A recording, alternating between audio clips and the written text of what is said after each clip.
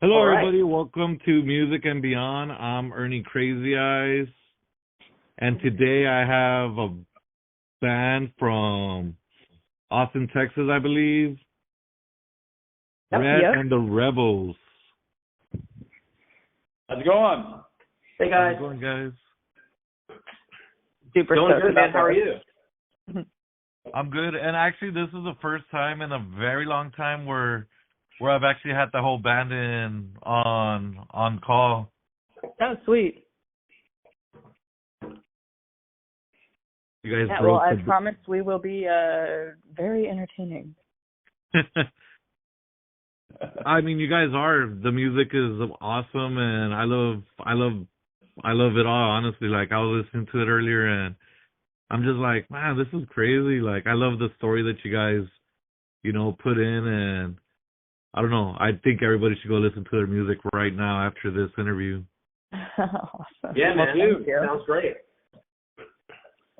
So first question, how did your band come together, and what inspired the unique blend of rock and Americana? Yeah, so let's see. Man, that was a while back. Feels like time has just gone by so slowly, but so quickly at the same time. But we formed in 2019, ended up meeting at a mutual friend's, like, I think it was a birthday party or something at Carousel Lounge. Yeah, so we just kind of, and it was like a birthday party / jam session, kind of thing. And so we went there and jammed on a couple tunes together, just covers, and, ended up really kind of liking each other's vibe. And, I lyrically write, most of our songs. And I think one day I just posted a demo on Facebook or something, and Drew, who does all of our production and mixing and, just kills it with that, he kind of found it on Facebook and took it upon himself to kind of do a rough production take of it. And I was super impressed because it was like he was inside my head, knew exactly what I wanted to do with that song. It was Six and Made, actually. That was the first song that we ever kind of worked on and completed as a band. But yeah, so it just kind of fell together after that. We really just find that we work very well together, and the unique blend of genres just kind of comes from, our individual passions and interests in music. Like we come from very different, musical backgrounds and, enjoy different things. So I think just that general love for creating something unique and different and something that stands out just kind of converges together in this group pretty smoothly, I would like to say. Yeah. And I could totally see you guys, like, whenever I listen to y'all's music, like, I kind of close my eyes and I'm just like, I picture you guys performing this live, and I'm like, man, like, this is perfect. Awesome. Yeah, I mean, it's super fun. We're trying to, pick up the pace again and get back out there doing more live shows. So, that's the dream, right? Of course. And how did you guys land on Red and the Rebels name? That was, funnily enough, I think I came up with that as a joke band name when I was like probably 15 or 16 years old. I didn't really personally, I don't really have much of a musical background as far as like playing from, a young age or anything like that. I was actually an athlete for most of my life. And so I never really intended on doing anything with that, silly band name, even though I really had such a interest and passion for music. I've always been a, big collector of vinyl and just avid listener of all types of stuff. And, but, I ended up getting hurt one day and I couldn't continue my volleyball career. So I was like, maybe I'll, go the avenue of music instead and see where that takes me. So I think when we were trying to decide on a name for the group, it just kind of stuck with me all those years for some reason, and I wanted to use it. And thankfully they agreed that it was a clever name. So Yeah, Good job, guys. the worst mistake you can make is is take too much time and be too serious about a name, and you'll never come up with something. Exactly. The only caveat is you just need to make sure and do your due diligence research and make sure that name's not taken if you're serious and you want to trademark it, because that's the only gotcha. But yeah, if you try to come up with a serious name, yeah, you'll never come up with something. Seriously, I feel like the best band names just kind of come like out of the blue, don't really have like some super deep like meaning. It's just kind of like, oh, that sounds cool, you know? The band gives it meaning. The band actually brings the name to life, and not vice versa. Totally. That's awesome. I love it. And Austin has a rich music scene. I love Austin, Texas. I miss it. How has the city influenced your sound and your approach to music? I think that's a good question for any of you guys to take. I'm born and raised in Texas, San Antonio specifically, but I'd be curious to kind of hear y'all's answers since Drew and Larry are from Maryland. So it's very diverse. I mean, Austin's very diverse. I mean, you've got blues, which is still hot and heavy here. I mean, you've got a lot of country roots, a lot of the outlaw country from the 70s actually started in Austin. And of course, you've got the metal bands, Red River District, Latin influence.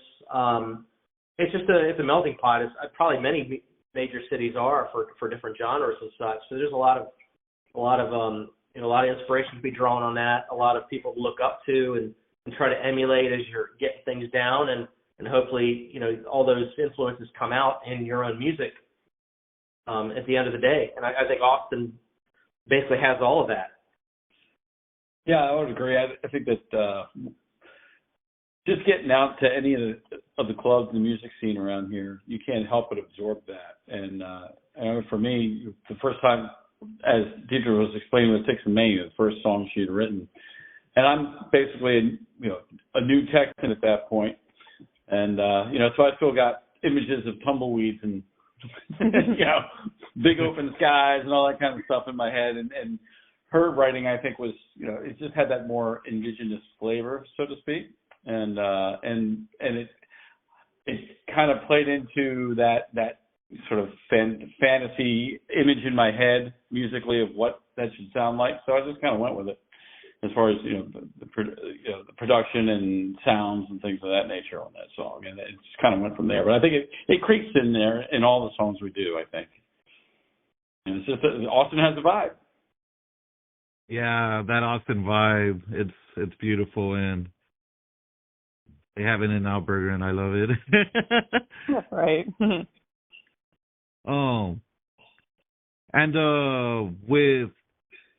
And as a band from Texas, do you guys find your music roots resonate Americana music differently from outside of the South?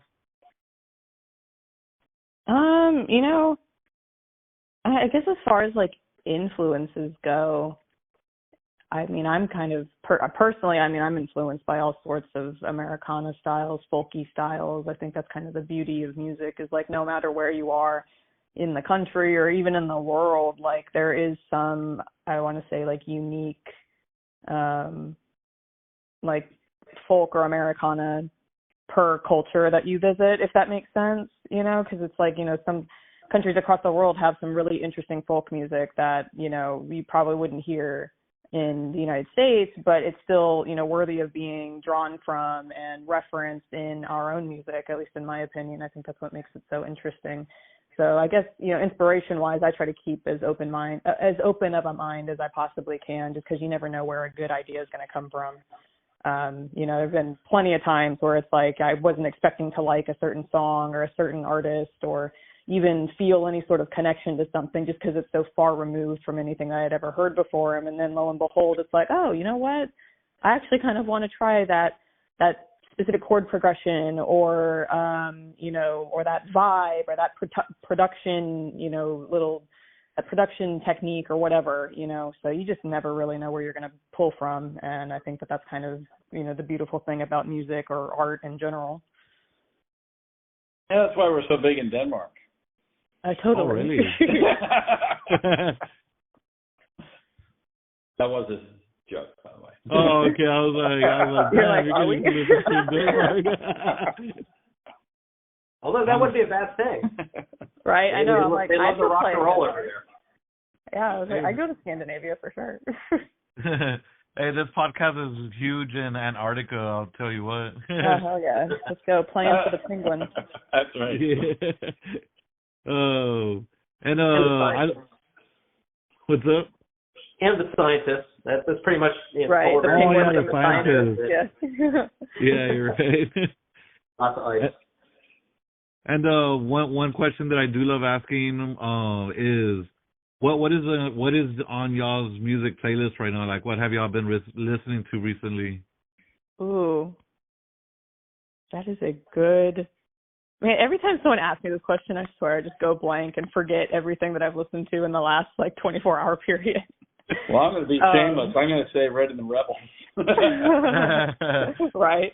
Well, obviously Red and the Rebels, mostly because, have to learn our own songs, stay sharp. So, and it's good music, right? If you can drive to it, that's how I know it's a good song, right? And we can drive to, most of our songs. Let's see. I've been listening to a lot of Fleetwood Mac, Led Zeppelin.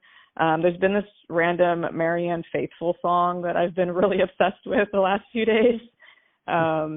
The Ballad of Lucy Jordan. It was in the Thelma and Louise soundtrack, so I feel like that's very on brand for the Americana haunting rock and roll vibe that we've got going on.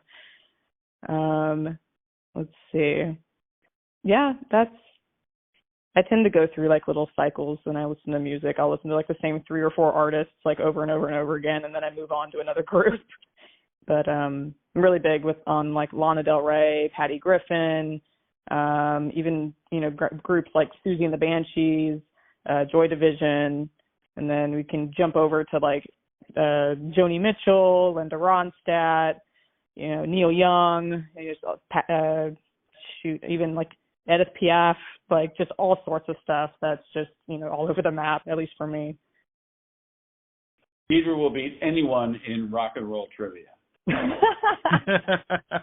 Maybe because I from everything that you said, I think I only know 2 or 3 artists. Yeah, I promise I'm not trying to be pretentious. It's just natural, You're listening to the soft spoken, and I'm over here having somebody yell in my ear. I'm like, huh. Oh, don't get me wrong. I can rock out to some Motorhead and Pantera too. So. Damn, the fact that you said Motorhead made me wow, I've never known anybody listen to Motorhead ever.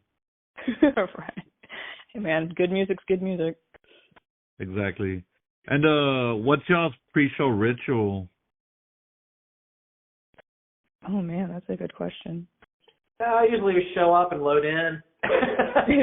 Right. In all seriousness, yeah, I don't think there's any pre-show ritual, beyond any other band. We're pretty much try to stay in shape, show up on time, and make sure our gear's good, and we just do our thing. Ritual-wise, I can't really answer. I think that's a group. Take a hot steaming crap. Yeah, that's a great one. Make sure we get that out of our system, quite literally, before we go on stage. But yeah, I think as a group, we don't really have a band ritual other than making sure we're being professional, showing up on time, getting things set up the way that they need to be. Individually, I do like to kind of take at least an hour, maybe a little longer, to just kind of get into a good mindset and, do a little bit of meditation and maybe even some, I tend to be a very spiritual person, so I do a lot of the cleansing, energetic cleansing, and just because it's the performance, and you need to be in a good headspace to connect with your audience, and as the front person, it's one of my main jobs, so I just always want to make sure I'm in a good emotional space to be able to do that effectively. But other than that, I don't really have much of a ritual per se. That's awesome.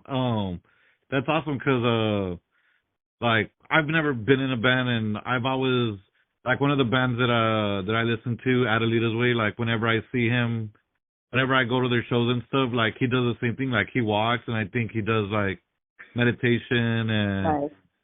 You know, like he's told me that like a few years ago, but like I could only remember certain parts because I have to remember so many things nowadays. Right. So that's freaking awesome that, you know, like that, you know, meditation is the key of, you know, everything from what it seems. Right. It certainly has helped me quite a bit just in other, you know, areas of life as well. So, huge fan. Yeah. And Americana, man, it feels weird saying that name, that word. Americana is often seen as a genre that celebrates storytelling. Can you share some of the stories behind your songs and songwriting process? Yeah. Let's see. Let me pick one to talk about. Just have a starting point. So I guess we'll do Sixth and Main just because we've kind of it'll be a nice segue into that one. So that was the first song that I ever wrote, like ever. And I remember I actually wrote it on 6th Street in about 15 minutes. Like it just kind of came to me. A lot of the songs that I write tend to come to me in like these, you know, just bursts of inspiration. I very rarely sit down with the intention of writing a song. It usually just kind of hits me out of nowhere. But Sixth and Main was written, you know,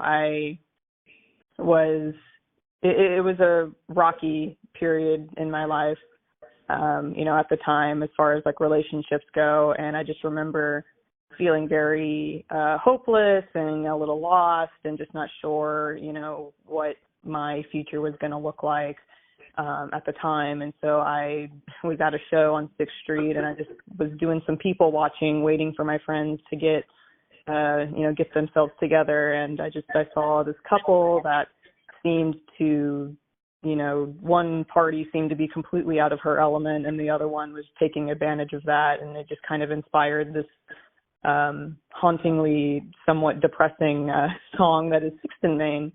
But, you know, so that was the story behind that one. And then I think like our latest one, Pisces Moon, and even Texas Ruins, like both of these songs, like I feel like as a songwriter, I try to write about a variety of topics and not just stick to like one experience, just because that's not the human experience. We experience, you know, so many things just on a daily basis. So, you know, I think that our art should reflect that.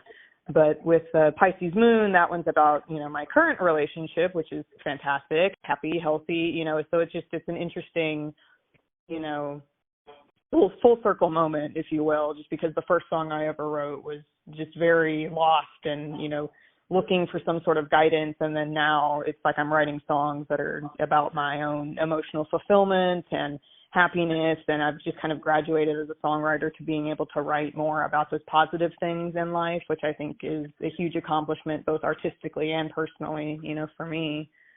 And then like Texas Ruins is a really interesting one that definitely falls more into that storytelling vein of like folk music, Americana.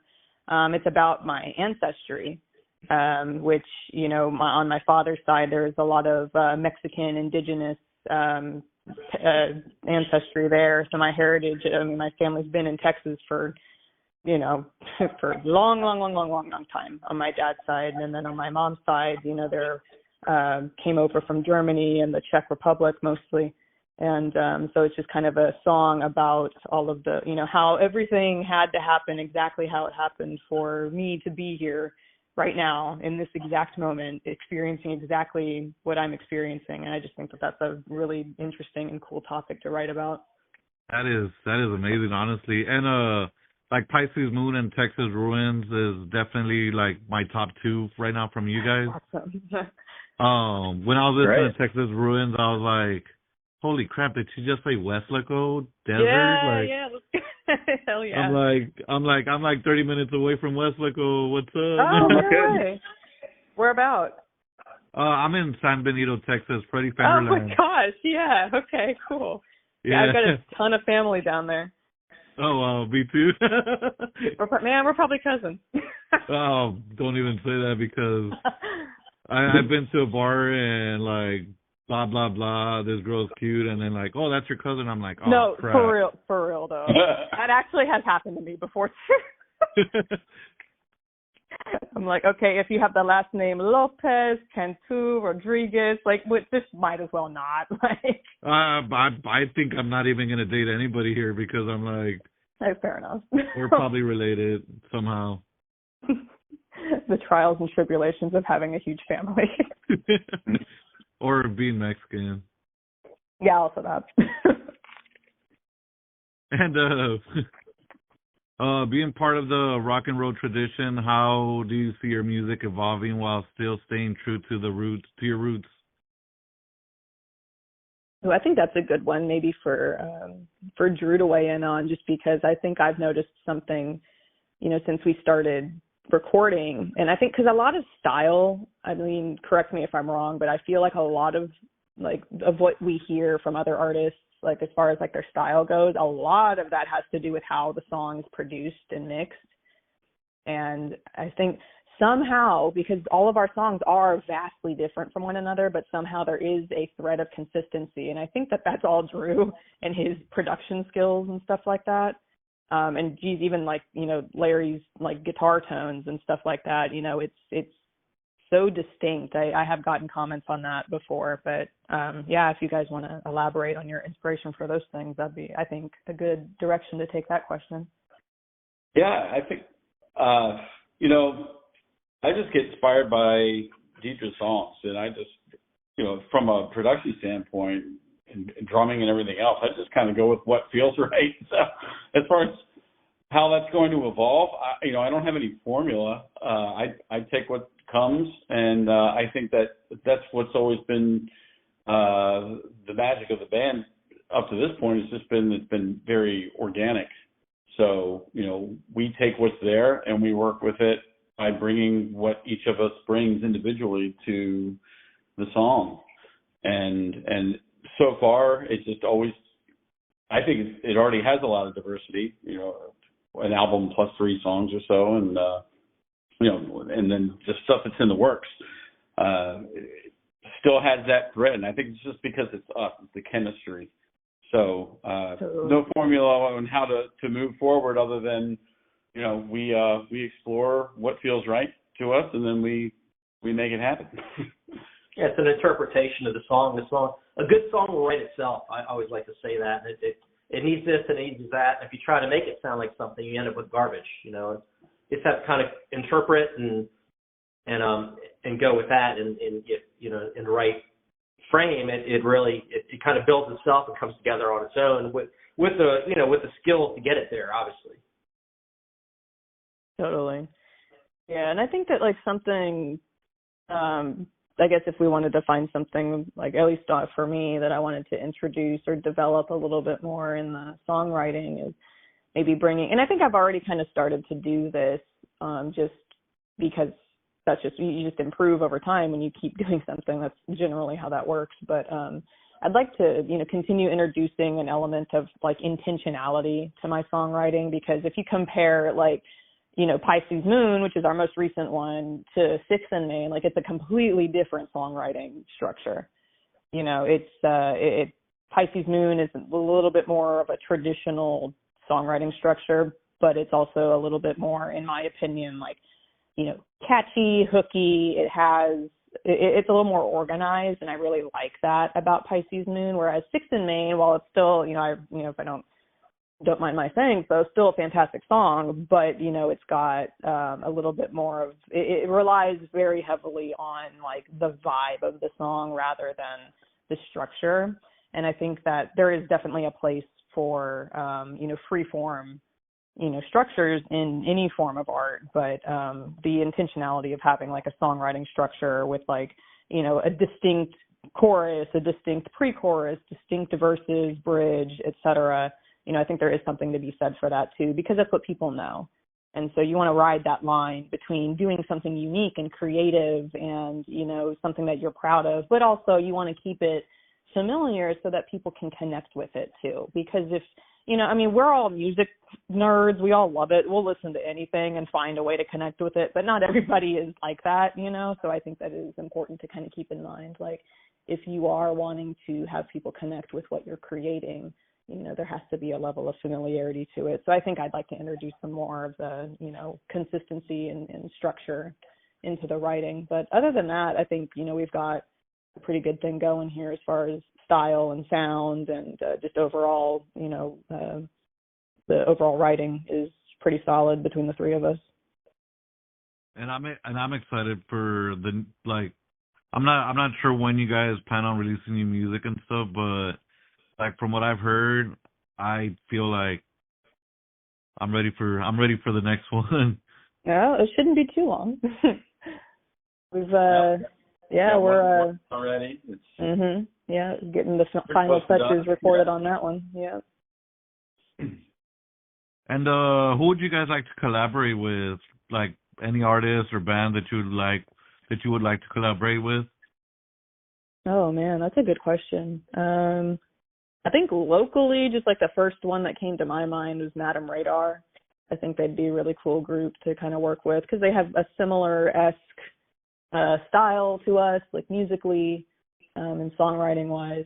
Then also they're just really talented, so I always would, big proponent of, surround yourself by people who are, who are very skilled because that's the best way for you to learn yourself and to develop yourself even more as in any area of life, obviously, but, in this case as a musician. But, that's locally who I would want to collaborate with, I think. What about y'all?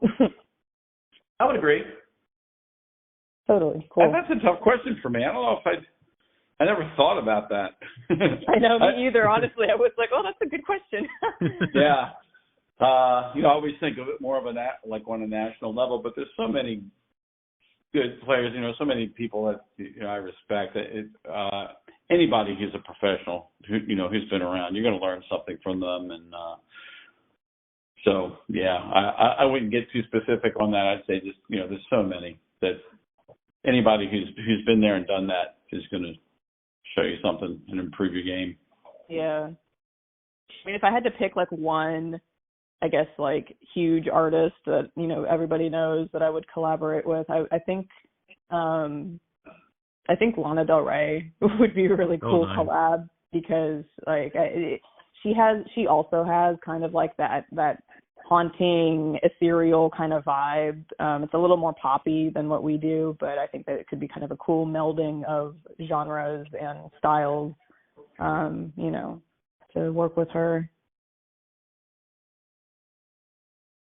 That would be great. It could happen. I would literally lose it. It would be great. And what's next for the band? Any upcoming projects or tours fans should be excited about? Well, we've I guess it's just a little bit of context as to why we haven't had as many shows recently. I got really sick last year. So we are actually on the way. We're coming back from a hiatus right now. So we're just kind of focused right now on getting that newest song released and finished, and getting our live set kind of fine-tuned and back to where it needs to be. But we do have some shows on the books. The next full band show is going to be October, I want to say, at the Savages in Wimberley. So that'll be really fun. We love playing there. The owner's fantastic lady, and sound is great. It's always a good time to play at Savages. So we're looking forward to that for sure. I'm gonna have to. Oh, sorry. Go for it. Oh, I was going to say, and we're also working on new material, so we're recording and writing and all that kind of stuff. So, like I said, like Deepa said, we've been out for a while, so we are gearing up again and working on new material. So that's in the works. That takes some time. We want to have some new stuff to come out when we play live again. So when that time comes, we'll have a bunch of new songs for people to hear. So we're excited about that. I'm excited for it too because honestly, whenever I find myself in the Austin, San Antonio area, I'm gonna try to go see if there's any shows that you guys are performing because I love what I listen. I love what I hear whenever I listen to your music and stuff. So I'm excited to see how it sounds live. Awesome. Yeah. I mean, Cool. we're definitely we're itching to get back on the stage. I mean, I know I am for sure. You know, I was hospitalized for, gosh, what was it, like 6 or 7 months last year. So Oh. I mean, I was out of commission, and so I've just been dying to, you know, once you kind of are put in a position where you can't do something, makes you want to do it all that much more, you know. So I'm very eager to get back on a stage. So Yeah. And what happened if you want to answer that? If you don't have oh to. yeah, no, Yeah. no, it's all good. I actually like talking about it, but I ended up getting a double organ transplant, a kidney and liver. So I like just kind of woke up one day and was in renal and liver failure, and like acute renal and liver failure overnight basically, and just went to the hospital and didn't leave till I got some new organs. And unfortunately it took a long time to figure out that you know, I would need a transplant. But you know, obviously everything's okay now, but you know, at the time we didn't know. I mean, there was a few times where I wasn't sure I was going to make it out of the hospital. So that was scary, but you know, I think we got a lot of support from just, you know, obviously my band members and fans and family and friends and all that. I mean, people were really, really supportive during that time, and we even, you know, got some really cool you know, recognition and airplay on a Wimberley radio station with you know, with them over there. So that was really, really, really cool that they did that for us while we were kind of out and you know, recovering and all that. But yeah, I'm just very, very grateful to be back and be here. You know, it really helped me realize like this is what I want to do with my life. So I'm gonna do everything in my power to make sure that this is sustainable. You know. Keep pushing, and that's inspiring that you were able to get up and continue doing what you love. Yeah, I mean, it's really, we take it for granted. So I'm doing my best to not take it for granted anymore. Yeah. And I like to end every interview with this question. If you were stuck in an elevator with any musician, dead or alive, who would it be, and what would you talk about? Ooh. Well, anyone that knows me knows what my answer is going to be. So, Stevie Nicks. She's my all-time like songwriting. Like I think her vocal style is fantastic. Her fashion, just everything. So I think I would definitely, you know, and I think that she and I have relatively, you know, similar songwriting styles, you know. So I think I'd want to pick her brain about, you know, how she developed her own songwriting, because you can really hear, you know, a difference between, you know, her writing when she first, with her early stuff, like with Buckingham Nicks, before she was even in Fleetwood Mac. And then, you know, even now, how her songwriting continues to kind of develop and change. And I would just be curious to hear about, you know, some of that process from her.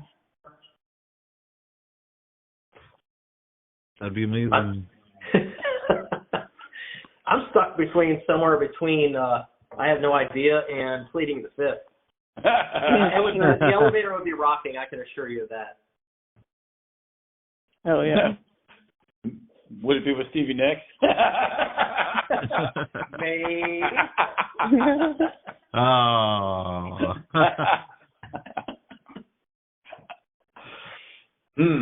What was the question again? If I was stuck in an elevator with alive or dead, who would it be?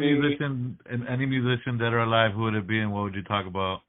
That is, what would we talk about would be the hard part, but I'd say, I always thought, I never had, one of my favorite bands and influences is Kansas, and Billy Hart was one of my favorite drummers.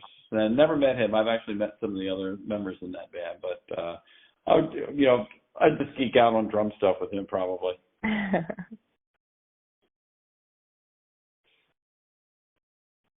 Do we have a real answer with the rocker guy. The what? No, cause you said that you were gonna have the elevator rocking. Oh yeah, well yeah. I don't really have. I was just kidding. I don't really have anybody in mind. I've been listening to a lot of people through the years, and they've all influenced me. And yeah, I really could nail it down to one person. That's a great question and a tough one, especially if you're old like me. Yeah, well, I mean not quite that old, but yeah. But no, that's a great question. Just too many people come to mind, and I can't really think of anyone.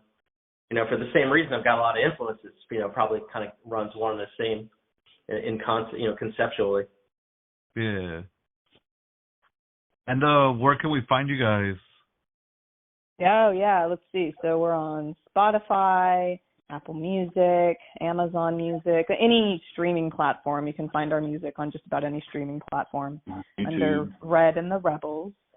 We have TikTok, Instagram, Facebook, all those main social platforms too. So definitely going to be good to follow us on there if you want to stay up to date on, future shows and just, when we release our new songs and, just other silly little shenanigans that we post for fun. So That's what I was gonna do earlier. I was gonna go look you guys up on TikTok, I think. oh yeah, those are fun. Those are fun to make, I have to say. And you can check us out too on our website at www.redandtherebels.com. Spelled out. R-E. No, not literally. literally spelled out with letters.